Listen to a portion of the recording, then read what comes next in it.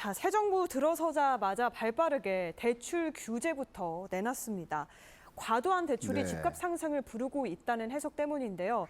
일단 이렇게 강력한 규제가 필요했던 이유부터 살펴볼까요? 일단 우리 정책 대출 자금이 한 3, 4년 사이에 급증을 한 바람에요. 9년 사이에 200조 좀 넘게 증가를 했습니다.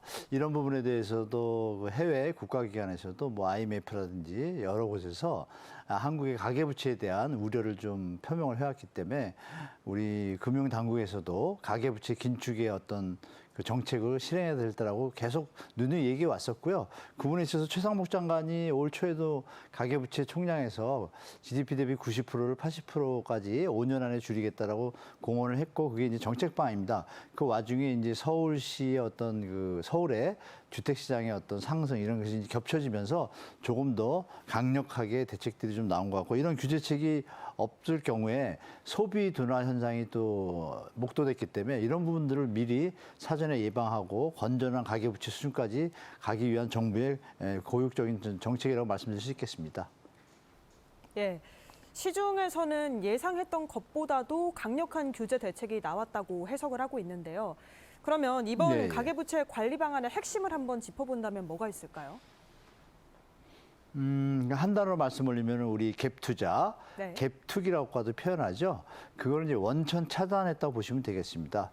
그리고 좀 특이한 점이 주택담보대출을 소득이나 가격에 기준을 두지 않고 그냥 하나로 6억에 묶어버렸다는 것. 이 부분이 이제 강력한 제도라고 보시면 되고요. 이 실소유주가 아닌 갭 투자 형태, 전세를 끼고 사는 투자 형태를 막아서 투자나 투기 형태를 아예 차단하겠다는 정부의 의지가 담겨 있습니다. 거기에 실거주자를 위한, 실수요자를 위한 정책 위주로 잡았는데요. 전입 의무가 좀 강합니다. 주택을 사게 되면 보통 전세를 끼고 말씀드린 것처럼 갭 투자 형태로 하는 게 올 상반기에 상당히 많았었거든요. 이게 이제 가계부채 증가의 어떤 좀 일조도 한 것도 있고요. 이런 부분을 막기 위해 가지고 전입 의무를 부과했습니다. 그러니까 주택을 매입하게 되면 6개월 내에 전입할 경우에만 주택담보대출을 활용할 수 있게 했기 때문에 실소유 개념이 아닌 투자소의 개념을 이제 없애버렸습니다. 그리고 전세 DSR이라고 이런 부분에서 여러분들이 아시는 그 스트레스 DSR 이게 7월 1일부터 시행되는데도 불구하고 전세 대출 보증 한도도 축소를 이번 대책에서 또 못을 박아놨습니다. 그럼 마지막으로 추가적으로 말씀드릴 게 유주택자들이 추가 주택을 하나 더 구입할 때 대출을 아예 0, 그러니까 대출을 아예 안 해주는 거로 막아놔서 투자 수요와 가수요를 원천 차단하는 형태로 규제 방침이 나왔기 때문에 가계부채 그 완화에는 상당한 도움이 될 것 같습니다.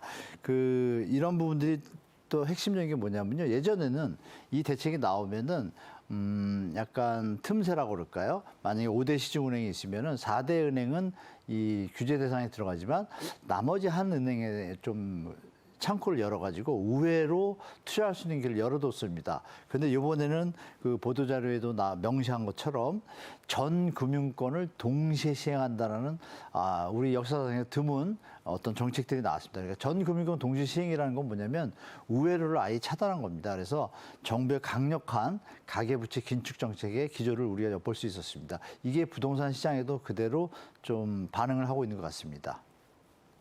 결국에는 부동산 시장 자체를 투자 수단으로 쓰이지 않게 하겠다는 정부의 강력한 의지가 읽히기도 하는데요. 이번 조치가 네. 강력하기도 했지만 동시에 굉장히 급하게 이루어지기도 했습니다. 시장에서 벌써부터 효과가 나타난다는 평가가 많은데 어떻게 보십니까, 교수님?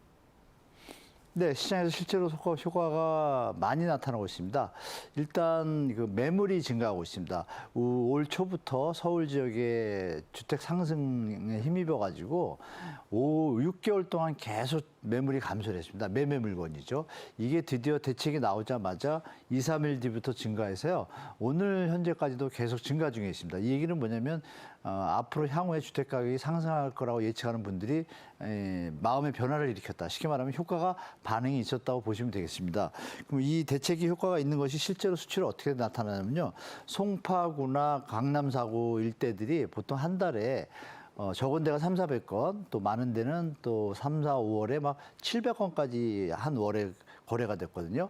그러면 한 일주일 정도, 열흘 정도가 지났으면 우리가 통상적으로 생각해도 뭐 4-5건 정도 거래가 됐어야 되는데 지금 송파구는 1건이 거래가 되고요. 서초구는 거래가 아예 없습니다. 그리고 마포 같은 경우에 똑같은 기간 전주 대책 전에 한 주와 이번 대책 이후의 한 주간을 비교해 보면은 이 86건에서 29건으로 급감 한 3분의 1 수준이고 서울 전체로 보자면 1629건에서요. 이 577건 거의 뭐 3분의 1토막, 4분의 1토막 수준으로 됐습니다. 그래서 거래 급감은 이미 나타났고 말씀드린 매물 증가와 호가라고 그럴까요? 이 호가 부분에서도 이 한 단지에서 예를 들면 강남에 있는 모모 단지 들 경우를 말씀드리면 한 7월 1일쯤에 1억을 정도를 낮췄다고 호가 이제 매물을 내놨는데 반응이 없습니다, 시장에. 그러니까 바로 3일 뒤에 다시 또 1억을 내립니다.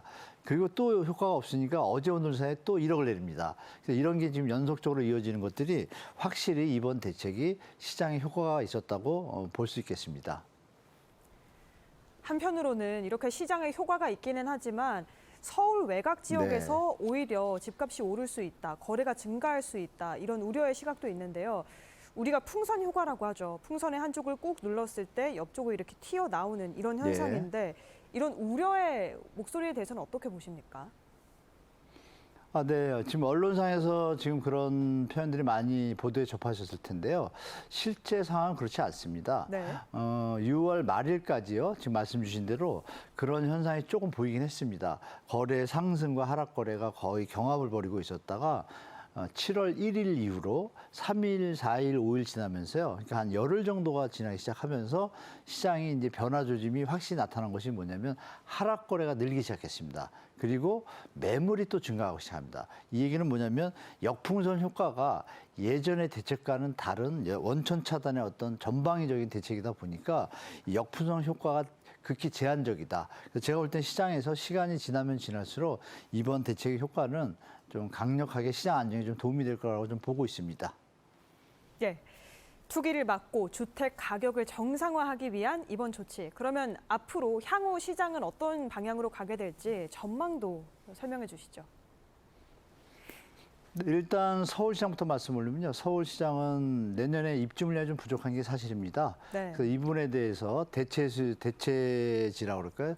그 수요를 좀 감소시킬 수 있는 그 공급 대책이 확실하게 나와준다면 우리 대기 수요자분들이 입주 물량 공급 부족에 대한 어떤 수요의 어떤 몰림, 쏠림 현상을 좀 완화시킬 수 있거든요. 그래서 일단은 정부에서 만약에 9월이나 8월 전에 3기 신도시에 대한 공급 대책이 확실하게 로드맵이 정해져서 발표가 된다라면 제가 예측하건대 입주 물량의 어떤 이슈는 좀 반감될 거라고 봅니다. 추가적으로 말씀을 이렇게 지금 저희가 대한민국이 지금 저성장 국면으로 들어오지 않았습니까? 이런 부분에서 MB 때를 한번 반추해 보면 좋을 것 같습니다. MB 때 우리가 2008년 글로벌 금융위기 이후에 지금과 비슷하게 2008년, 2009년에 착공을 많이 못했습니다. 건설사가 어렵다 보니까. 그래서 11년, 12년, 13년에 주택가격 폭등할 거라고 또 그때도 기사가 많이 나왔습니다. 그때가 거의 대자부인데요. 그때 2012년, 13년에 아시겠지만 강남이 미분양 사태가 터집니다. 그래서 박근혜 정부 때 이제 좀 빚을 내서 대출을 확대하면서 주택가격을 받치려고 했지 않습니까? 그 얘기 뭐냐면 공급이 부족해도 수요가 더 부족하면 어떻게 될까요? 공급이 남겠죠. 그런 현상이 2012년에 실제로 벌어졌거든요. 그래서 말씀드린 대로 그거에 대한 우려는 예전에 2012년에 상황을 좀 반추해 보시면 너무 이렇게 두려워하실 필요가 없는 것 같고 제가 볼 때는 좀 안정적으로 갈 것 같고요. 하반기 시장에서 공급 대책이 확실하게 나오고 그다음에 전세 대출에 대한 보증 한도가 7월 21일부터 진행이 되거든요. 그러면 전세 가격의 안정 효과가 또 있습니다. 그러면 이 부분도 매매 가격의 하방 요인을 제공하거든요. 이런 부분에서 여러 가지 어떤 상승 요인들을 반감시킬 수 있는 대책들과 여러 가지 규제들이 들어오게 되면은 내년 시장까지도 제가 볼 때 이 대책들이 공급 대책이 조금 신뢰할 수 있는 수준에 나온다면 대한민국 부동산 시장은 하향 안정화 연착륙 시장으로 올 연말을 기점으로 해서 내년부터 좀 안정적으로 가는 방향으로 진행될 거라고 저는 개인적으로 보고 있습니다. 실제로 이재명 대통령이 취임 30일 기자회견에서도 지금 이미 개발이 되고 있는 신도시들 많기 때문에 주택 공급에도 속도를 낼 것이고 여기에 더해서 규제들도 엄청나게 많이 남아있다 이렇게 언급을 하기도 했었는데요. 앞으로 부동산 네. 금융 규제 강도를 더 높일 가능성도 제기되는데 어떤 대책들이 나올 수 있을지요? 일단 금융 측면에서 말씀드리면은 네. 이 전세 DSR을 지금 계속 뭐 보도에서 접하실 텐데요. 정부에서 강력하게 이걸 추진할 거를 고민하고 있습니다. 그리고 애초에 그 6.27 대책을 발표할 때요.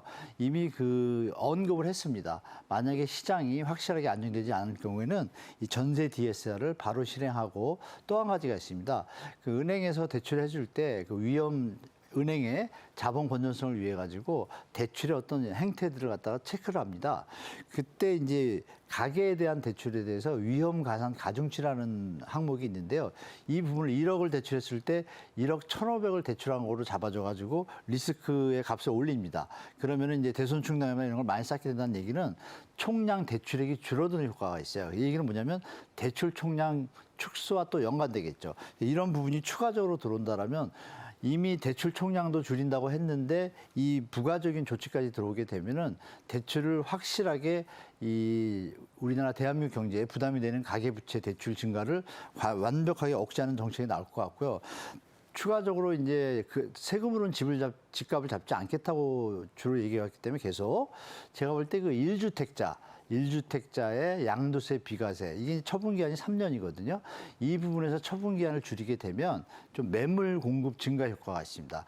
이런 대책들로 추가적으로 나올 것을 비롯해서 여러 가지 공급도 추가적으로 나올 것들 이런 것들이 제가 볼 때는 많이 준비가 된 것 같습니다. 그래서 지금 말씀드린 그런 내용들이 일단 우선적으로 좀 진행이 될 것이고 시장이 그래도 또 상승의 기미가 있다면 추가적인 대책들이 계속적으로 나올 것으로 좀 예측하고 있습니다.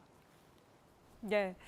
집값 안정화라는 게 뭐 개개인이 집을 사느냐 마느냐에 그치는 게 아니라 결국에는 민생 경제 전체에 네. 영향을 미칠 수밖에 없는 부분인데요. 부동산 가격이 안정화되면 앞으로 민생 경제엔 또 어떤 영향이 있을지 이런 기대감에 대해서도 한마디 들어볼까요?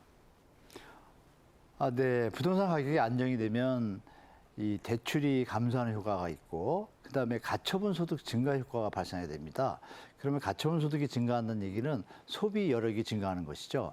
그러면 내수가 둔화됐던 것이 조금 활성화되겠죠. 그 얘기는 뭐냐면 자영업자의 매출에 도움이 되고 선순환 경제의 첫 시발점이 됩니다. 그럼 이어질 경우에 어떻게 되냐?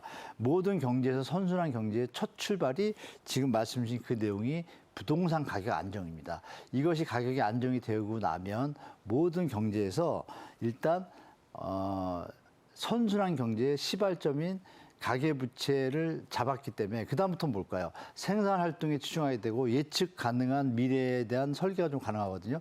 부동산 가격이 안정이 됐다는 것은 모든 국민들의 자산행위 활동이 선순환인 주식시장에 돈이 투입이 되면 또 기업의 돈이 유동성이 공급이 돼서 기업이 연구개발하고 수출을 할 수 있는 품목을 늘리고 이런 아주 좋은 쪽으로 가는 어떤 출구가 되겠습니다. 그래서 이 부동산 가격 안정에 좀 심혈을 기울이는 정부에 대해서 저는 개인적으로 상당히 긍정적인 정책 방향이라고 말씀드리고 싶습니다.